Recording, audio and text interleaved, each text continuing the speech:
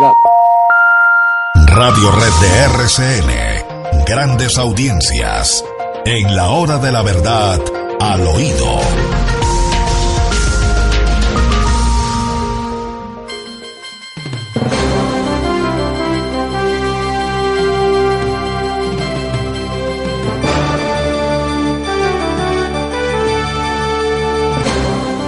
Al oído, William. Bueno, doctor, entonces ya arrancó el gobierno del presidente Álvaro Uribe Vélez.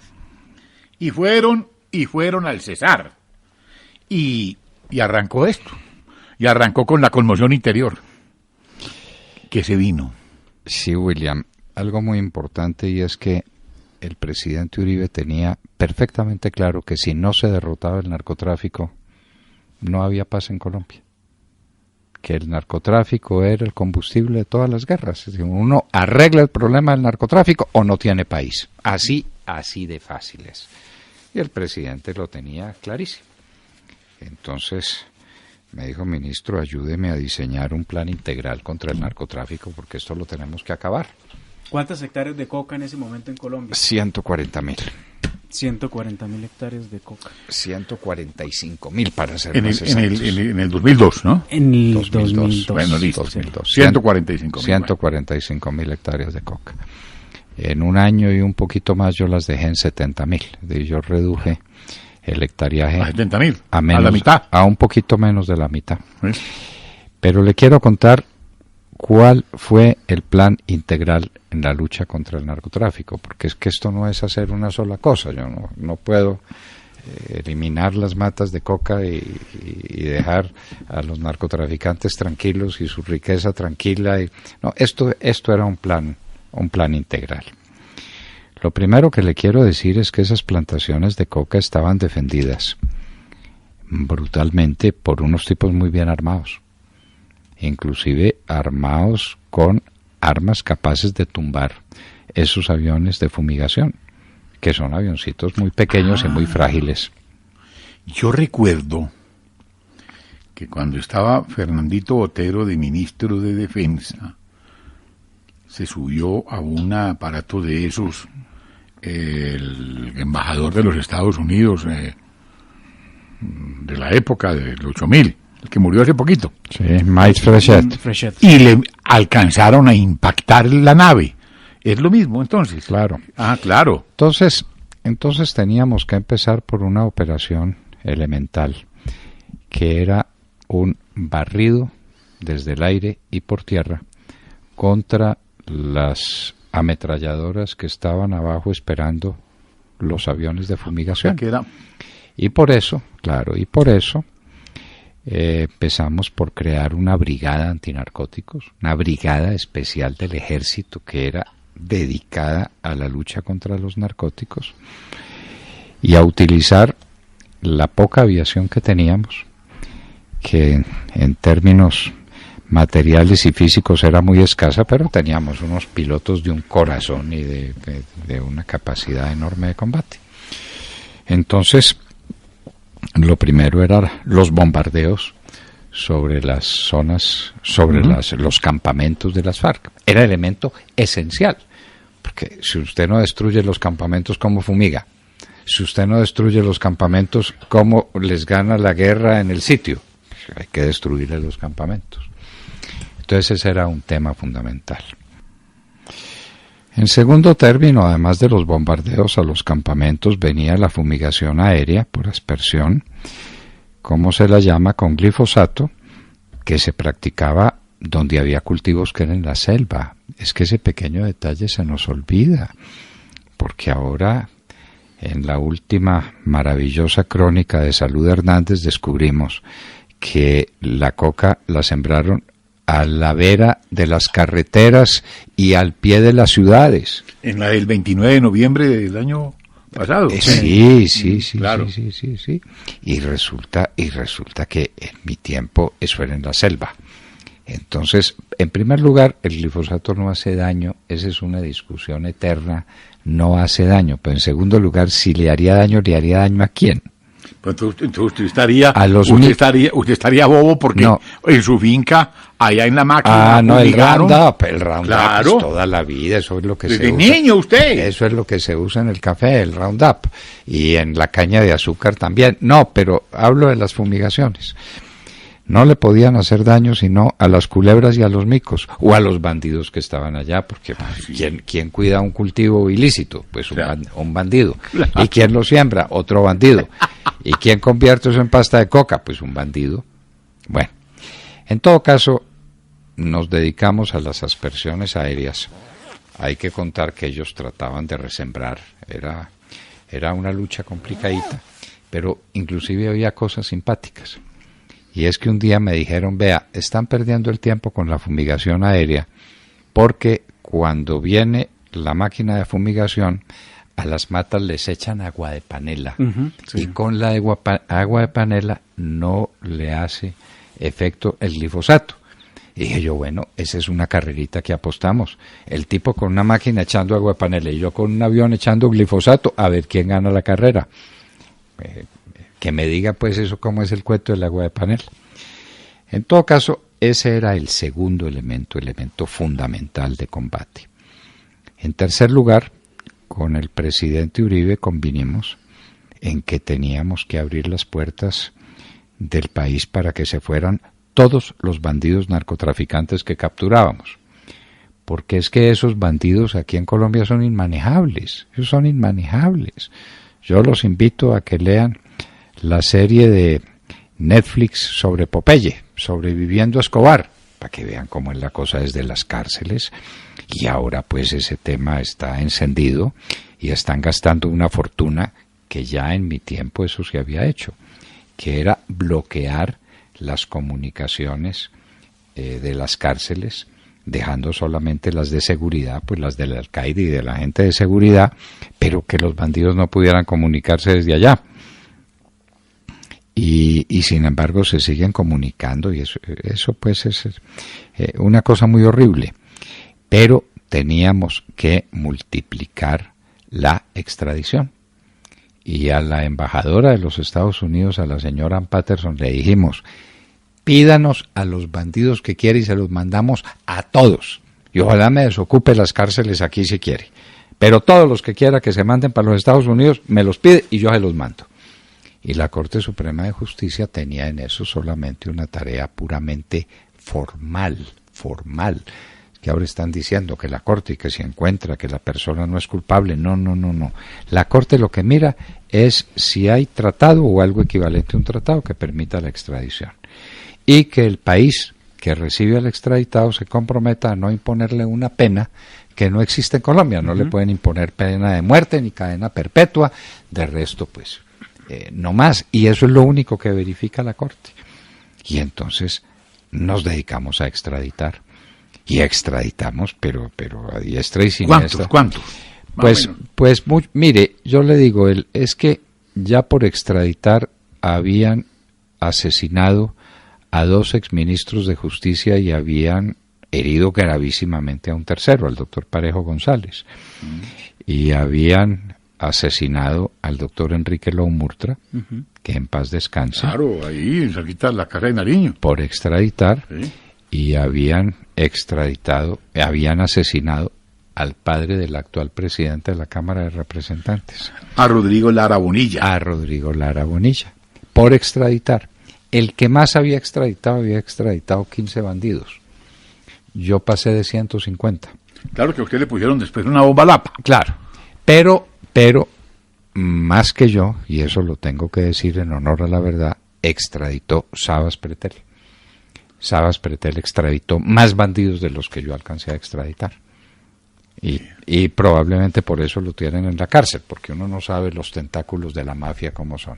Pero en todo caso, la extradición, un elemento fundamental de la seguridad en Colombia y de la lucha contra el narcotráfico. Entonces, coligiendo todo esto, el canazo que le zamparon al coronel Plazas Vega cuando él actuó en estupefacientes se debe exclusivamente a eso. Pero por supuesto. Pero esto sí es muy peligroso. Pero por supuesto. Y por el Palacio de Justicia. Por supuesto, y la tentativa de asesinato en mi contra puede venir también de ahí, y el carcelazo Pasabas Pretel probablemente venga de ahí.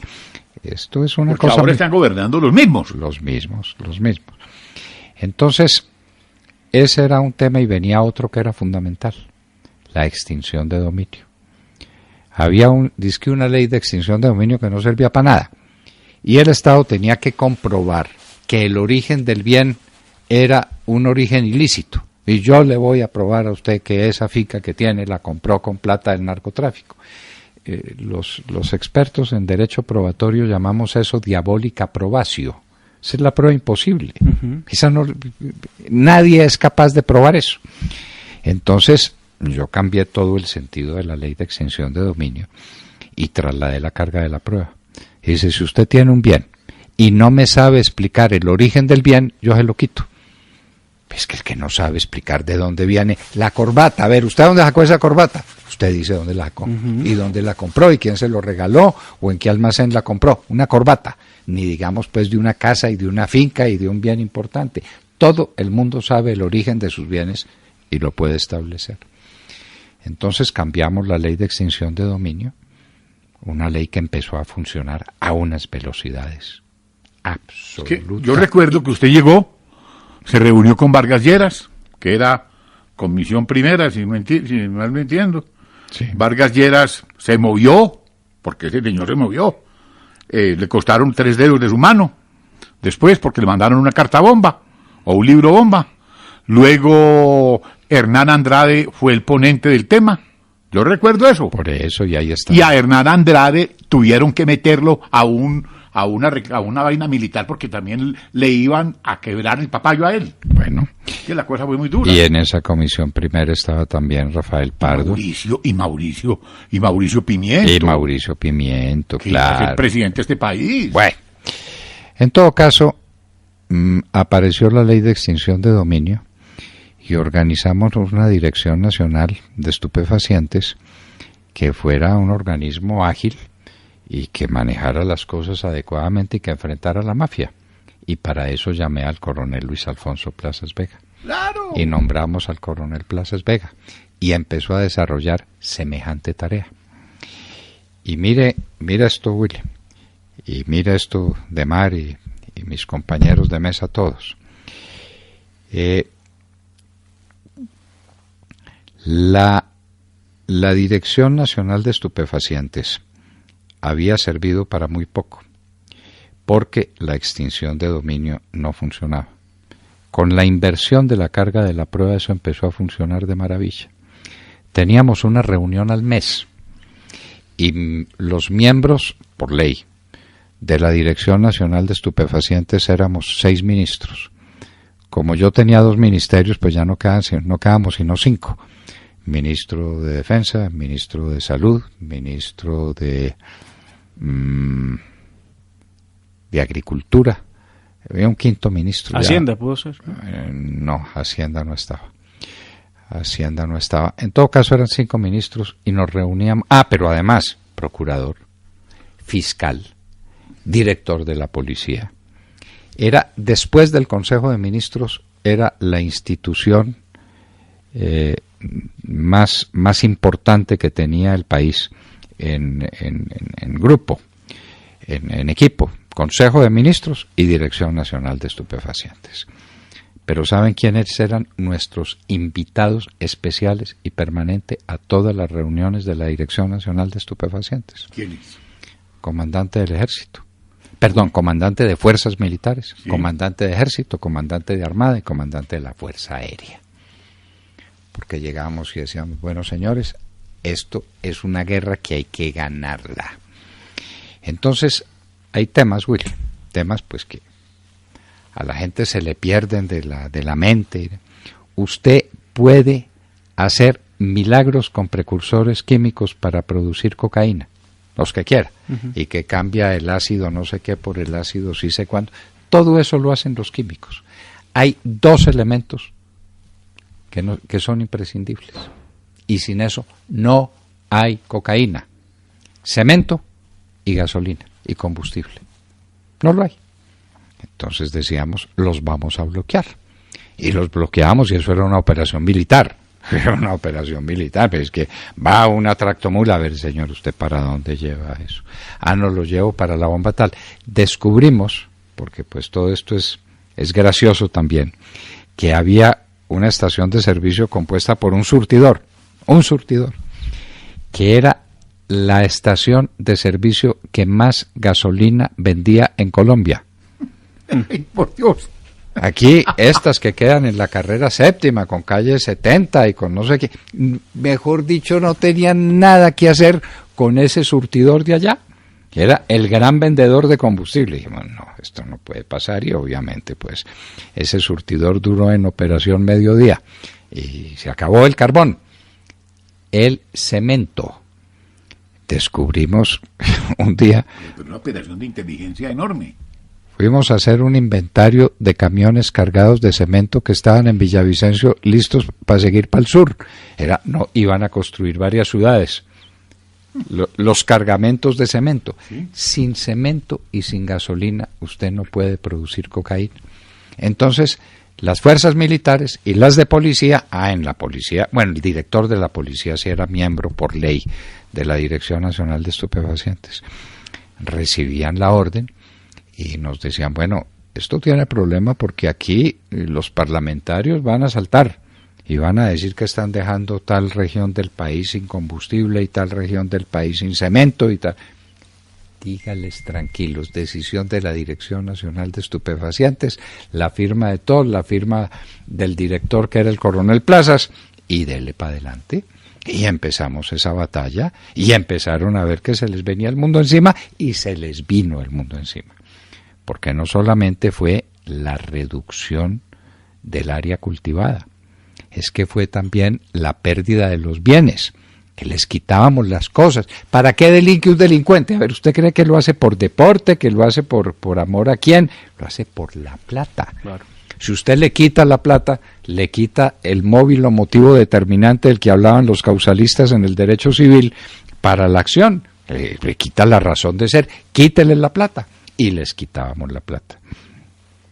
Pero como nos reuníamos cada mes, esa plata, esos bienes, esas fincas, esos automóviles no duraban un minuto en poder de la Dirección Nacional de Estupefacientes. A mí me quemaba las manos, y al coronel Plazas también, tener una cosa que no se pudiera rematar inmediatamente. Entonces teníamos, a cada rato aparecían inmuebles muy importantes y aparecían fincas. Yo llamaba al ministro de Agricultura y le decía, le tengo finquitas. Le entregamos en el primer año, claro, le entregamos más de 100.000 hectáreas de tierra. Usted verá qué hace con ellas, porque usted es el que maneja la tierra. Yo no sé ordeñar. Yo, ministro del Interior, pues no, yo no ordeño. Usted sí, usted es el ordeñador y usted es el que hace las cosas. Entonces, que hay inmuebles, le decíamos a los ministros, ¿quién necesita este inmueble muy bueno que queda en Medellín, en tal sitio? ¡Ay, yo lo necesito para la escuela, no sé quién! Vaya para allá. Y salíamos de los bienes de la Dirección Nacional de Estupefacientes. Los carros para los alcaldes. Encontramos una cantidad de carros y carros en perfecto estado, porque eso, pues los mafiosos en primer lugar tienen que andar en carro. Y entonces teníamos una situación en los alcaldes muy grave, William, y es que no tenían cómo transportarse. Un alcalde de un pequeño pueblo, montándose en un bus, corriendo pues todos los riesgos y las demoras, le regalamos a cada pueblo de Colombia una camioneta del modelo más reciente. El coronel Plazas era como Papá Noel regalándole camioneta a todos los alcaldes para que tuvieran pues claro cómo transportarse. Y hubo un departamento, pues si ustedes quieren les digo cuál, donde los alcaldes dijeron, hombre, pero pues una armita para defenderse uno. Entonces, llamada a la fuerza, al ministro de Defensa, que era el que manejaba eso. Usted no tiene pistolas disponibles. No, pues todas las que quiera. Necesito una para cada alcalde de Cundinamarca, eran los alcaldes de Cundinamarca. Démele una buena pistola a cada uno, y démele munición, y démele el salvoconducto, pues no faltaba más. Entonces, eso... Es una operación completa. Pero claro, William, era una operación integral, claro. Lucha contra el narcotráfico. A ver, ¿quién gana? Si ganan los narcotraficantes o gana el Estado. También entiendo por qué metieron a la Coco a Mauricio Pimiento. Pues desde claro, porque él era también de los ponentes, y por qué le colocaron una bomba al edificio donde vivía Hernán Andrade. Porque Hernán Andrade, cuando era ponente, allá en Torres Tequendama, pusieron en un piso, a 3 pisos donde él vivía, una bomba, que no se le hizo mucha bulla, que ahí vivía Hernán Andrade. Ahí lo sacaron a escondidas por ahí por el parqueadero y se lo llevaron para Neiva. Porque estas cosas uno las va juntando, doctor, y uno se va dando cuenta que hasta llegar a usted después, porque a usted después, a usted está vivo de milagro. Y teníamos alcaldes que teníamos que defender todavía en las guarniciones militares, pero eso era una operación de verdad.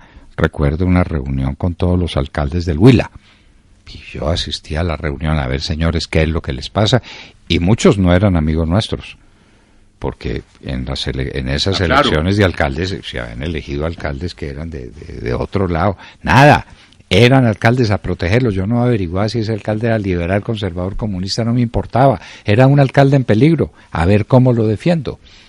Y entonces se armó toda esa estrategia, y por eso los tipos se tuvieron que ir.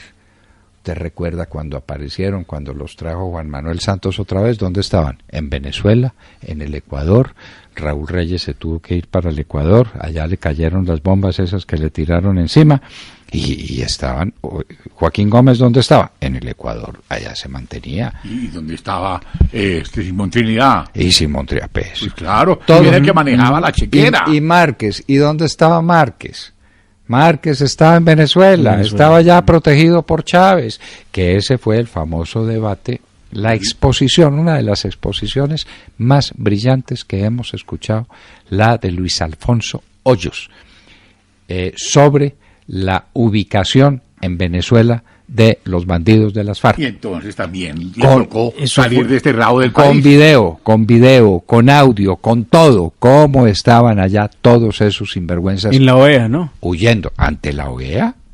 Me acuerdo mucho, doctor Fernando, que para ese momento era curioso. Colombia siempre se reúne para ver los partidos de la Selección Colombia, y eso reúne gente en el televisor.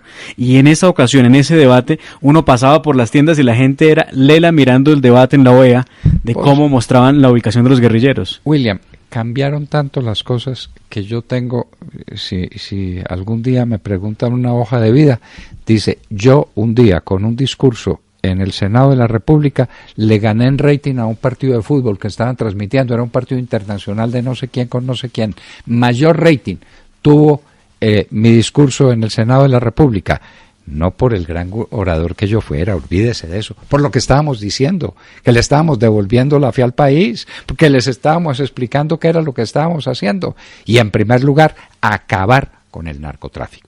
Que si usted no acaba el narcotráfico lo acaba usted, que es lo que está pasando hoy en Colombia. Porque hoy en día estamos en 300.000 hectáreas. A eso voy, porque viene algo interesante, doctor Fernando, para que usted le cuente a la audiencia, es en qué paró todo ese esfuerzo suyo del presidente Uribe con la seguridad democrática. Lo contamos mañana. Bueno, pero claro. Mañana lo contamos. Y les estábamos hablando al oído.